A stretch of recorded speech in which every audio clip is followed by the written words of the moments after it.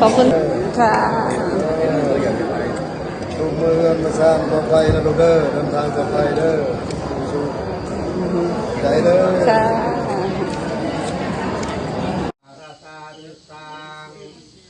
มีเมื่อฟังนครคุณเจ้าของเป็นโตแต่ละโลกย่อมลือตาถนงอนุขาดยิงปิงเจ้าจอมยิงเมนแทนเมืองมาด้วยธรรม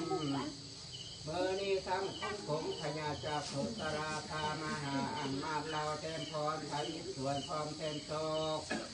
สารโยกพิธีใจเท้าหนาสันในป่าสดคนหาแก่ใจพอแผ่บริสุทธิ์อุตตมโต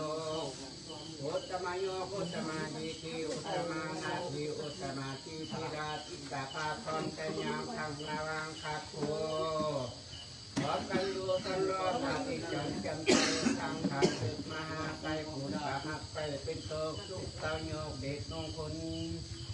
อันเป็นคนไร้ประโยชน์อุตมะโตเขตีอิลีมาเหสับตีลิงลำโลกให้ถูกโตนานา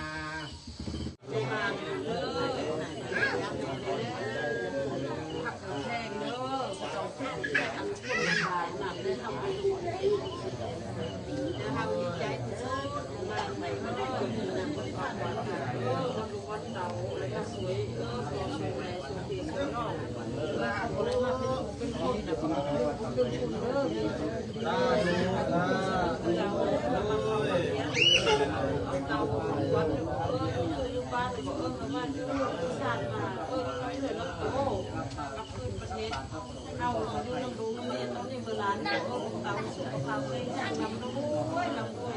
เรามีทำไรบ้าง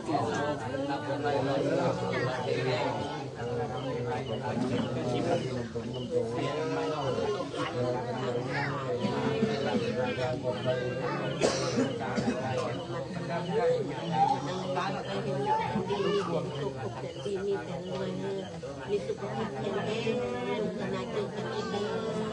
แต่พวกที่คือมันอยากคนสบายเลยได้มาแล้วครับ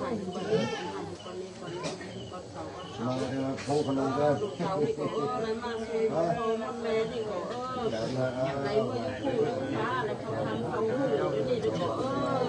พอแม่นี่ดี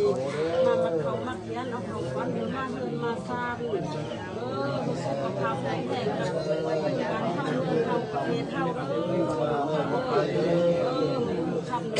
าดีกันรับเลยนี่เราเป็นอะไรเสียงเป็นอะไรนี่เด้อทางที่รังด้วยเด้อตัวนี้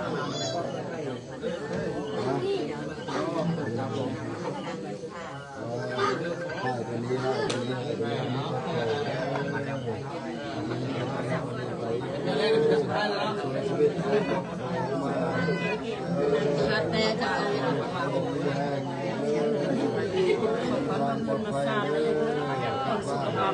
แข็งแรงลำด้วยเลยเด้อมาเงินมาสาดแล้วอย่าอยู่คู่ปลาเด้อกับเพื่อนไหน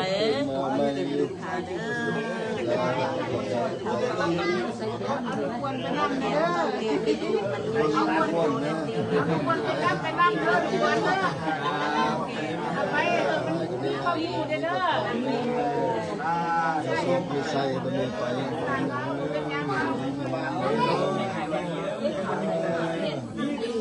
สู้เดินทางปลอดภัยตอนนี้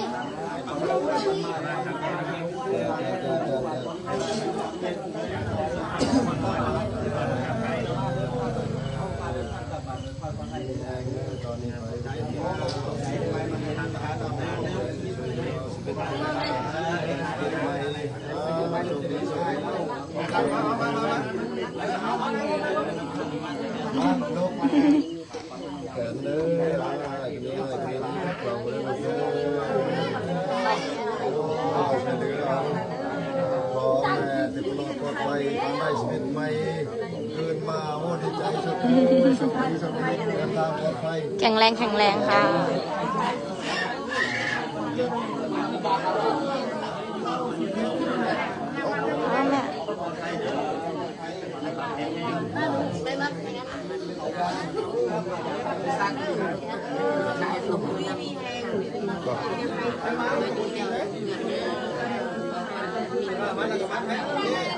ครับ ดีมีเป็นรวยทำเองมีเป็นคนดีมีสุขภาพแข็งแรง ค่ะขอบคุณค่ะ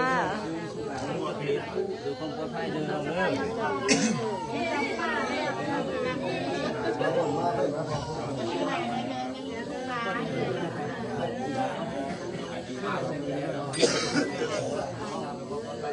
ค่ะขอบคุณค่ะ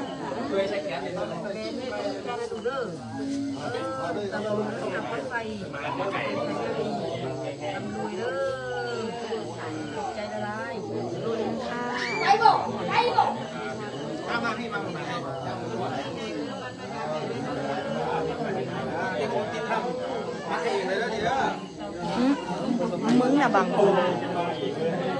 เอาแค่เอาไปเป็นแห้งในเรื่อง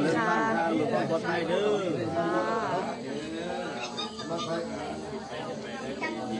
มีโอกาสก็มาอยู่พยายามเลยบ้านไกลบ้านพี่มึงน้องกันไกลๆนะ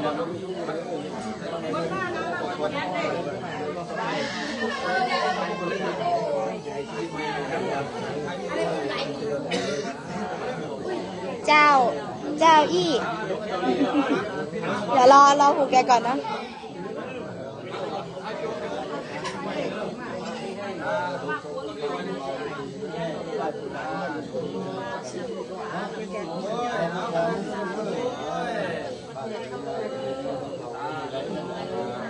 เจอแค่แบบเดียวเนี่ยครับมันเจอแบบเห็นงานเลยเด้อโอเคครับ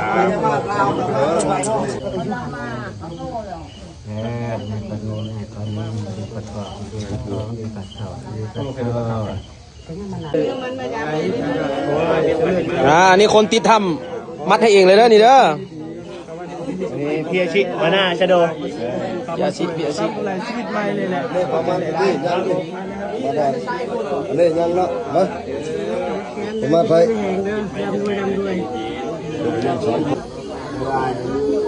เขาจะนอกง่ายกว่านี้ง่ายกว่านี้อันนี้คนเต่าค่อยอายมีสงสัยค่อยอายเดินทางกลับประเทศไทยโดยมีสวัสดิภาพเนาะก่อนบ้านความยืนเด้อมาหาคนที่หักอยู่บ้านข่าวว่าเพื่อเขาควันมานำอย่าปะอยู่ลาวเด้ออย่าปะอยู่ทำให้กลับมาอยู่ต้นโตเนาะคอยไอ้ลำรวยเด้อมีจิตใจเมตตาต่อสัตว์โลกต่อไปช่วยเหลือช่วยเหลือคนไปอีกขอบใจหลายที่มาเหมาะที่ไม่เราพระเจ้าขอบใจหลายที่คุณครั้งนี้ชีวิตไม่ลืมเลยตลอดชีวิตครั้งนึงเคยเสียตายพอแล้วให้มีผู้ใจดีมาช่วยเอาเต่าเลยมาสวยพอสวยแม่สวยพี่สวยน้องเขาก็เลยมาเป็นผู้เป็นคนนะเขาบอกเรื่องบุญเรื่องคุณเด้อมีใช้ไผ่เป็นคุณใช้บุญพระเจ้าเด้มาเขามาแค้นเอาลูกเอาเต่าเขาควันเลยก็อยู่คู่อยู่ป้านเลยก็เฮอมาอยู่เฮือนอยู่ศาสตร์มาอยู่น้ำเนื้อน้ำโตกับคืนประเทศเข้ามาอยู่น้ำรุงน้ำเมียตอนนี้เมื่อนานเลยก็ลูกเต่าสุขภาพแข็งแรงลำด้วยมีเงินมีคำไหลมาเทมาเด้อลูกเด้อมาเขามาเทียนเอาเขาวัดเดินมาเดินมาซานสุขภาพเขาแกมีสุขภาพแข็งแรงเขาแกมีอายุมันยืนลำรวยผมแต่ดีมีแต่สุขผมแต่ดีมีแต่รวยมีเขาคือแกเด้อ โอเคอ้าวสิ่งให้หายกว่านี้มีแต่สิ่งดีก่อนเขาเด้อไอ้เด้อขวัญขวัญมาขวัญอยู่ป่าอยู่ดงอยู่ถ้ำอยู่ผู้ขวัญอยู่สิอยู่บันไดก็ขอกับมาหายเจ้าของนี่เด้อกลับบ้านด้วยความปลอดภัยแล้วขอขอบใจอ้ายเด้อที่มาสวยชีวิตน้องขอให้อ้ายเจริญเด้ออ้ายเด้อสาธุขอบใจหลายนอกมาเนาะบ้านได้ชีวิตใหม่นะพวกอ้ายขอให้พวกอ้ายเจริญเด้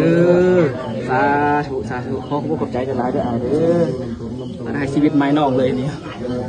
ขอขอบใจหลาย